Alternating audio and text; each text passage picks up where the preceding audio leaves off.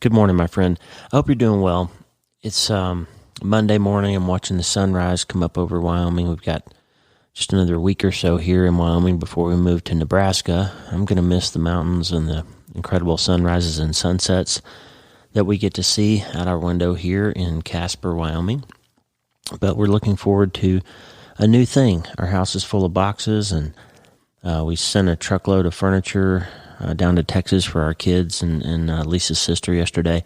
So the whole downstairs of our house is almost empty, and it's kind of a strange environment here as you're packing up. I know you have obviously moved probably before a few times in your life too. It's always an interesting time of transition, and so we're in the middle of all of that, and I wanted to just kind of continue with this idea that we've been discussing a little bit about self-brain surgery. You know, I'm always saying you can't change your life until you change your mind, and that's kind of coalescing into a new book idea that I'm working on that I'm tentatively calling Infinitely Happier, a neurosurgeon's thoughts on thinking, because the reality is that how we think determines almost everything about how we live.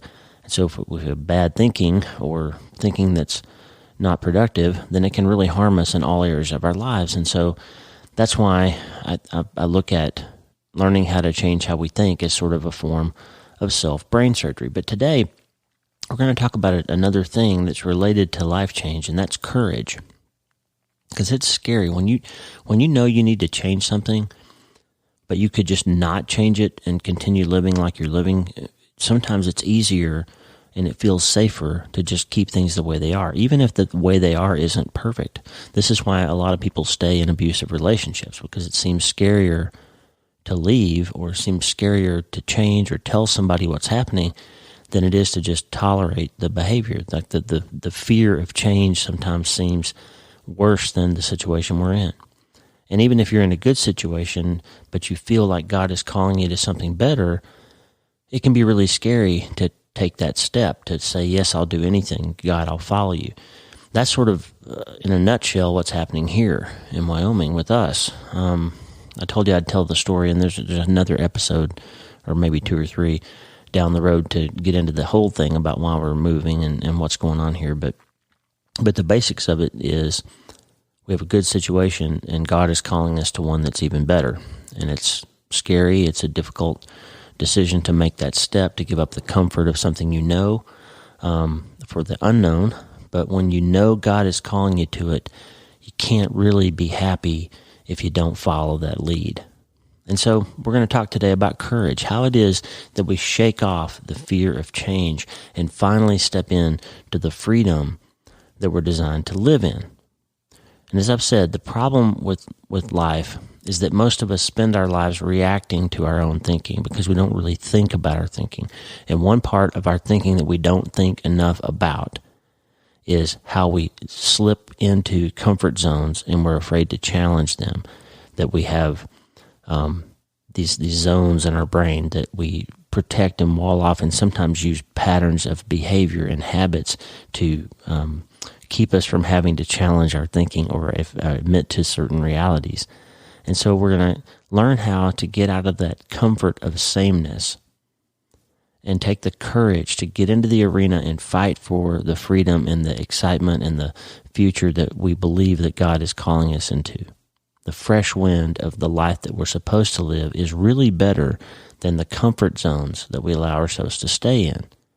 We can't change our life until we change our minds. And today we're going to talk about courage, because it takes a lot of courage to shake off old patterns, behaviors, fears, and step into the fight for the freedom that we're meant to have. Jesus said that he came to give us an abundant life.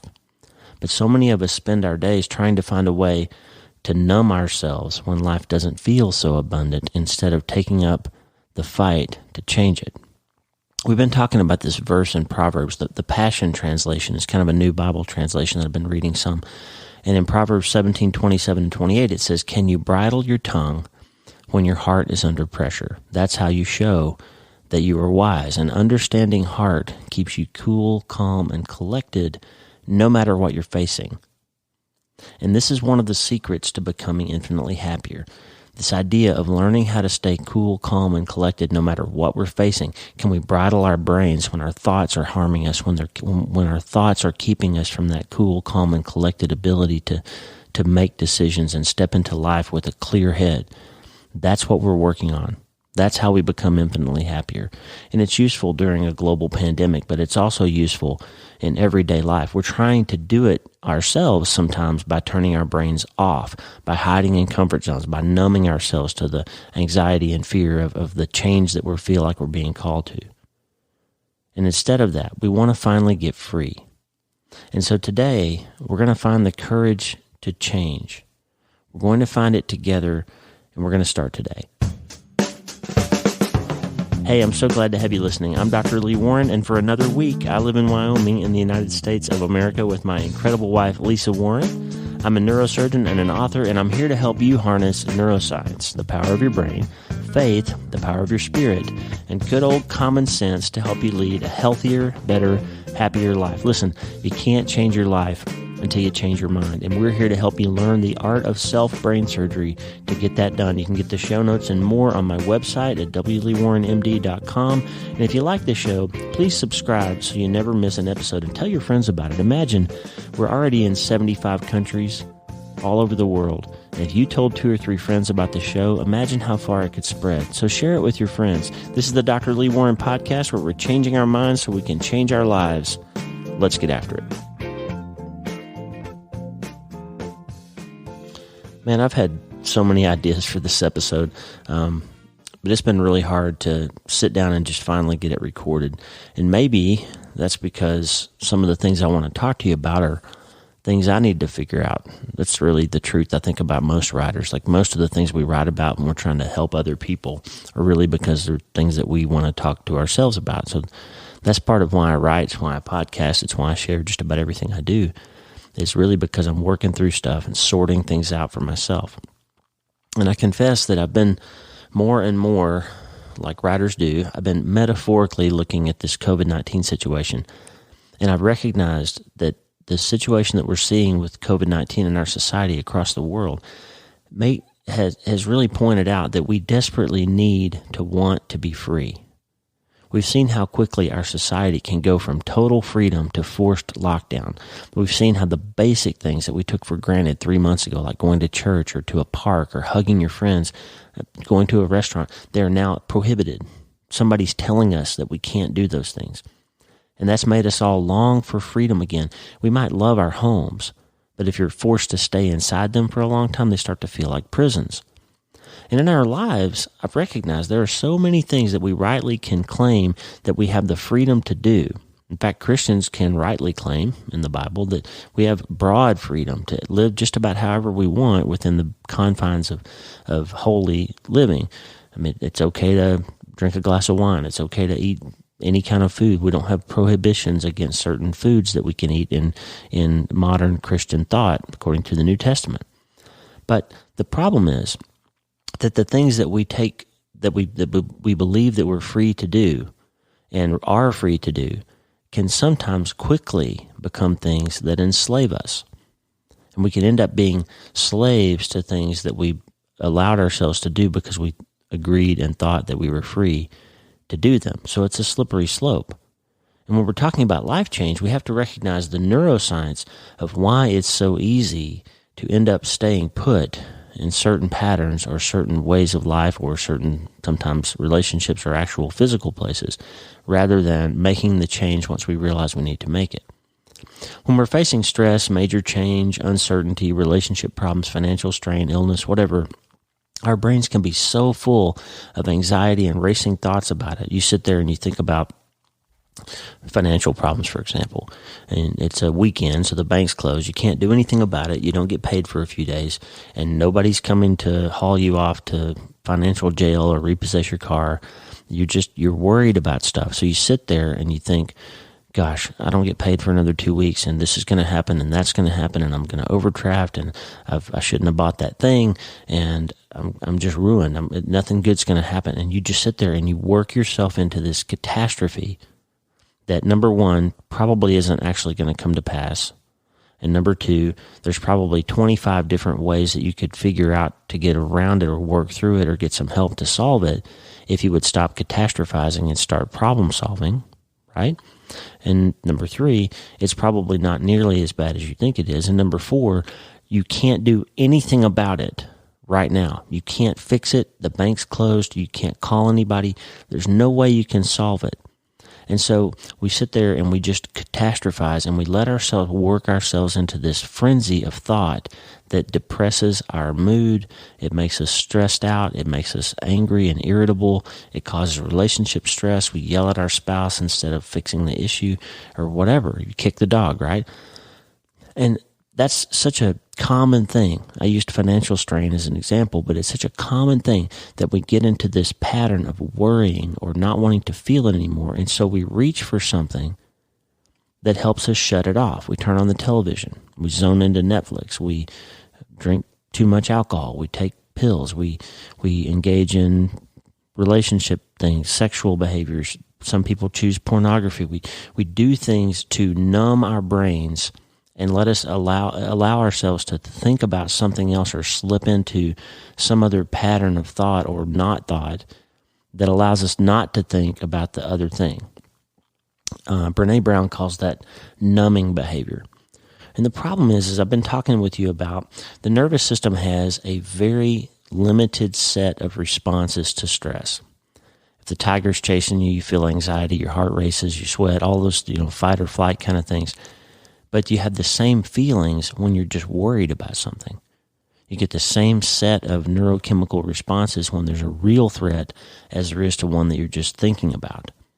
And the same thing is true on the other side. When you numb yourself to life, when you engage in a behavior to shut off your thinking and shut off your feelings so you don't have to experience it, you can't selectively numb. So when you drink alcohol, you don't just stop worrying about the one thing, you also stop feeling the reality of your relationships. You also stop feeling the good things that are available. And so when you numb yourself with comfort foods or retail therapy or drugs or pornography or alcohol or whatever, when you do that, you limit your own emotional palate and you don't get to feel what your life is supposed to feel like. So you end up making yourself numb to the good things that are there that you would like to feel and experience, along with being numb to the things that you don't want to experience. So here's the catch-22 of life. The things you're free to do very often end up enslaving you. There's two Bible verses I want to think about for a second. One is John 8:36, and in the ESV it says, if the Son, meaning Jesus, the Son of God, if the Son sets you free, you will be free indeed. In Galatians 5:1, the Good News Translation says, freedom is what we have. Christ has set us free. Stand then as free people, and do not allow yourselves to become slaves again. So I want you to keep those two verses in mind. We'll come back to them in a minute. But Jesus said several things. One in John 10 when he said, I came to give you an abundant life. And as Americans especially, if you're listening in other parts of the world, you probably relate to this too. But in America, we have this chip on our shoulder about freedom. Like, we're free. We can make our own decisions. We can do what we want. And we kid ourselves sometimes. The government actually has more control than we think. But COVID-19 has made us realize that we aren't quite as free as we thought we were, and we want to be. And Jesus said, I came to give you an abundant life, a free life. John says if Jesus sets you free, you are really free.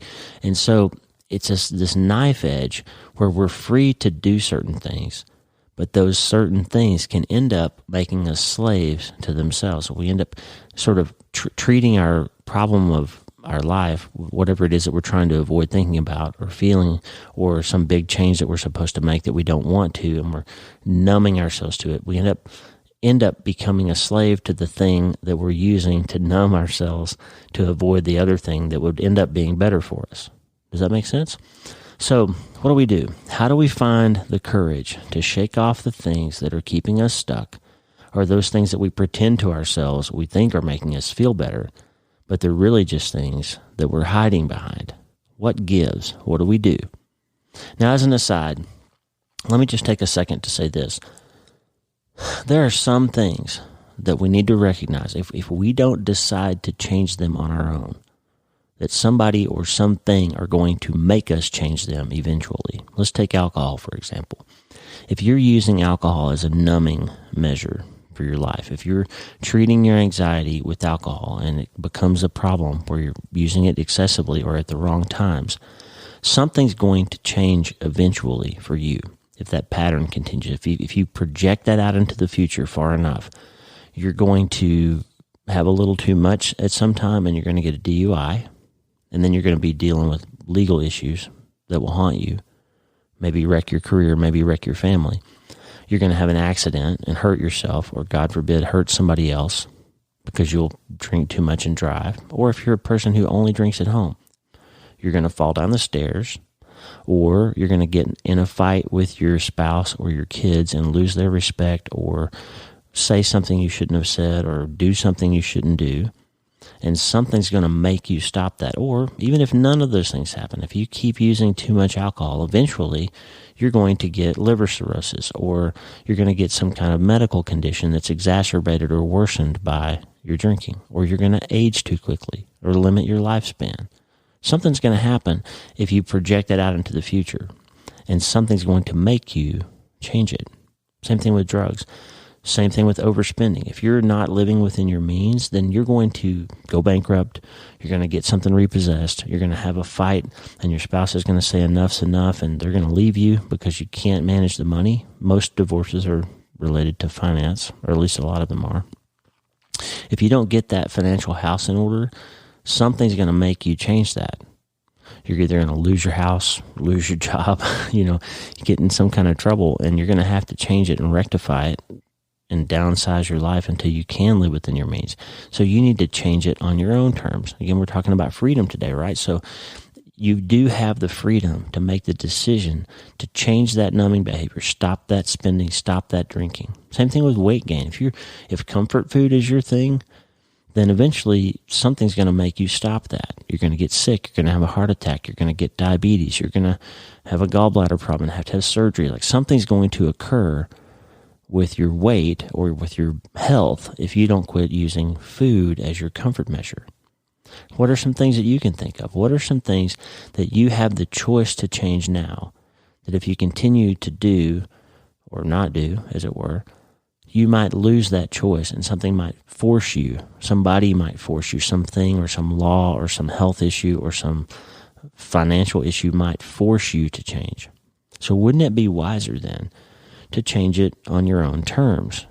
When we're talking about wisdom, let me give you something to think about. 2 scriptures that I want you to think about for a minute. Here they are. There's 2 places in the Bible where this metaphor or idea of level paths comes along. I've talked to my kids about, especially my daughter Kaylin and I, have had many conversations about this idea of level paths. So as a Christian, you're free to do what you want, go where you want, go to school where you want, follow your heart. God's going to lead you. You're not mandated to go and do a certain thing for a living or any of that. In Christ, you have this broad freedom, but not all paths are equally wise. And so Proverbs 4:26 says this: make a level path for your feet, and all your ways will be sure.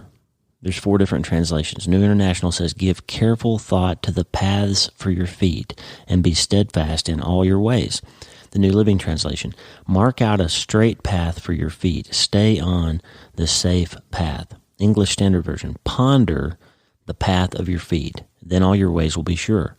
And my favorite, the Berean Study Bible, that's not my favorite translation, but my favorite translation of this verse, Proverbs 4:26 in the Berean Bible, make a level path for your feet, and all your ways will be sure. That idea is echoed in Hebrews 12:13 in the NIV. Make level paths for your feet is in quotes. He's quoting the verse in Proverbs.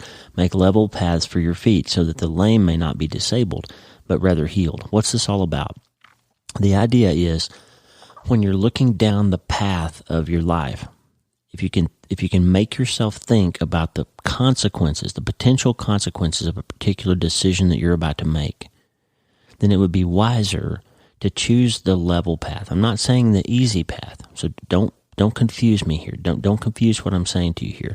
It's not safe. It's not right to always just choose the easiest path. That will be a disaster for you. Especially, listen to me, if you're considering a relationship, if you're a young person and you're dating, choosing the easy, available, simple path, the comfort person who's easy, the low-hanging fruit relationship, that's not a path to a successful life. So don't hear me say that you should always choose the easy path. What I'm saying is, once you know the path that God is asking you to follow, then choose the levelest, choose the safest way to get to that place. Choose the best path. It's like planning a route. If I'm going to go to Nebraska, I put that in my nav, and it's going to give me several alternate routes, right? I can take the long way, I can take the highway, I can take the scenic route, I can take the country roads, but there's one of those in every time that's going to be the best. It's going to be the fastest, it's going to be the safest, it's going to be the most scenic, whatever it is that your goal is there. There's always a path that's better than the other available paths, and that's what this verse is saying. Choose a level path. That's how you get there without falling down, hurting yourself, taking a detour. Make the level path, and that is wise. So why am I talking about all this stuff? Well, remember, we're talking today about how we can shake off this numbing behavior, how we can shake off the fear of staying put, and when we know we're supposed to make a change, how do we ramp up the courage, and how do we get there? How do we actually do it? Let's talk about Theodore Roosevelt for a moment. There's a speech that he gave in 1910 called Citizenship in a Republic. And the most famous part of that, it was a 35-page speech, but the most famous part of that is on page 7 of the speech, and it was called The Man in the Arena. Now, Brene Brown's written about this. Lots of people have quoted this. I'm not the first one to bring this out, so I'm just going to read it to you because there's a piece of it that I want to get to in a minute. So let me tell you what Theodore Roosevelt said. It is not the critic who counts, not the man who points out how the strong man stumbles, or where the doer of deeds could have done them better. The credit belongs to the man who is actually in the arena, whose face is marred by dust and sweat and blood, who strives valiantly, who errs, who comes short again and again, because there is no effort without error and shortcoming. But who does actually strive to do the deeds? Who knows great enthusiasms, the great devotions?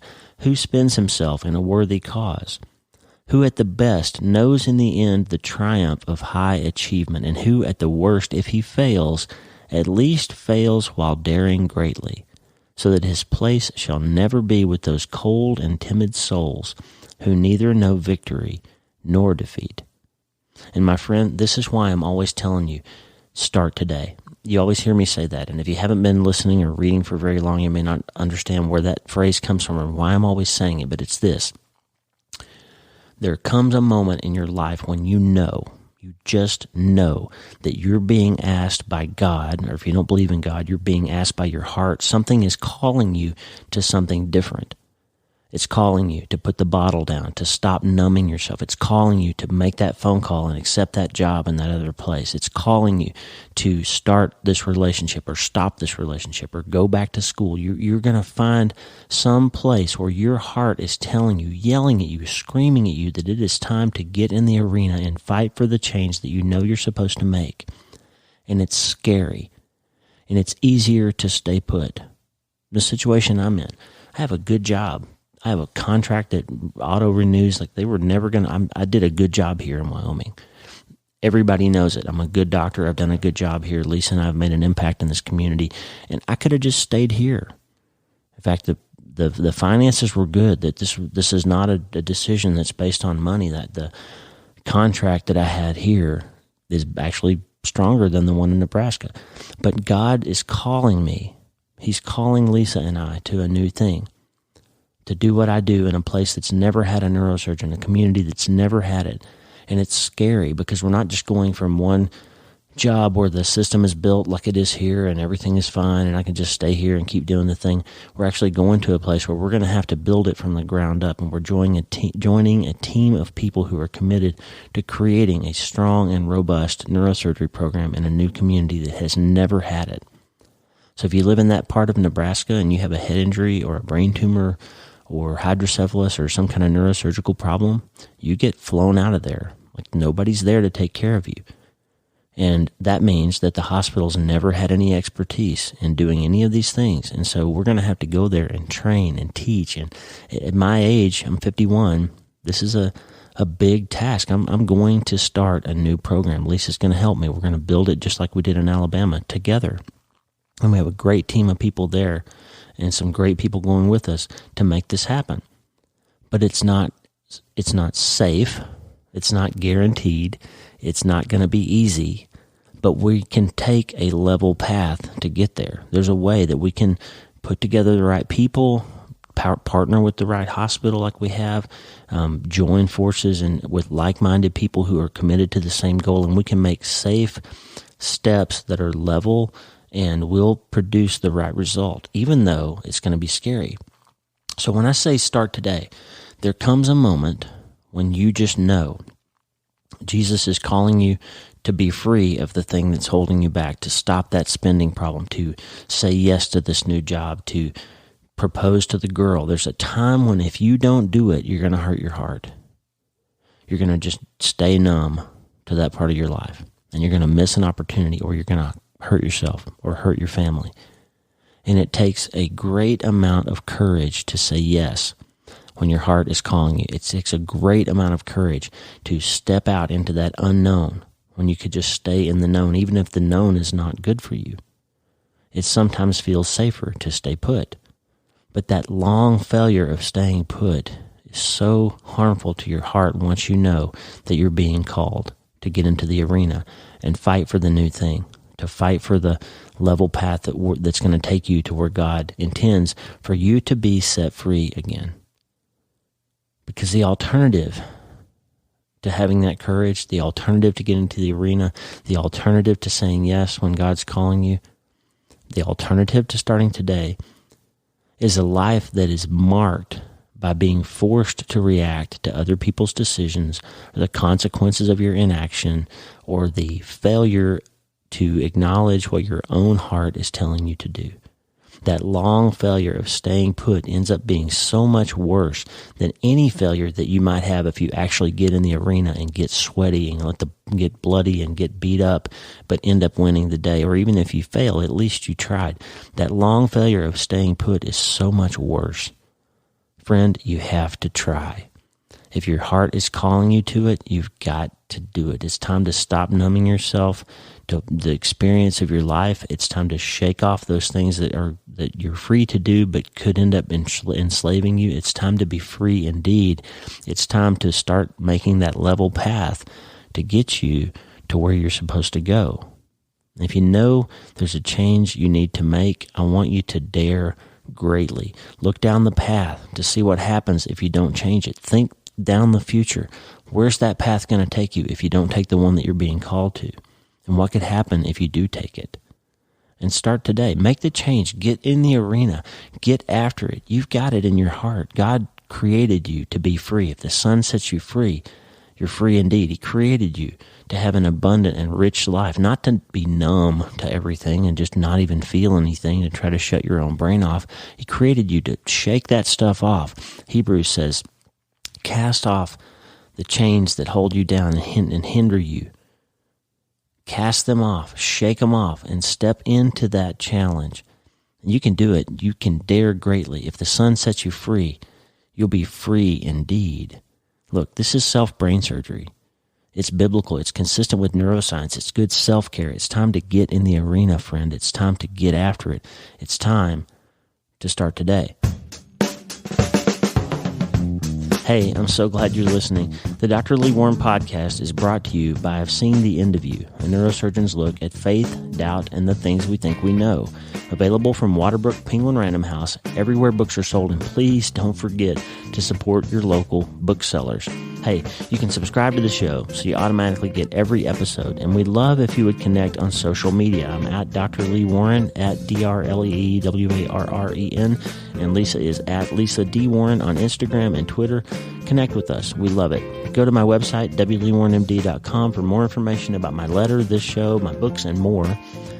And we'd really love for you to sign up for the newsletter, wleewarrenmd.com/newsletter. Every Sunday, you get my best prescriptions for how to change your mind so you can change your life. The theme music for the show is Blue Highway by Poddington Bear, available free at freemusicarchive.org. I'm Dr. Lee Warren. God bless you. Have a great day.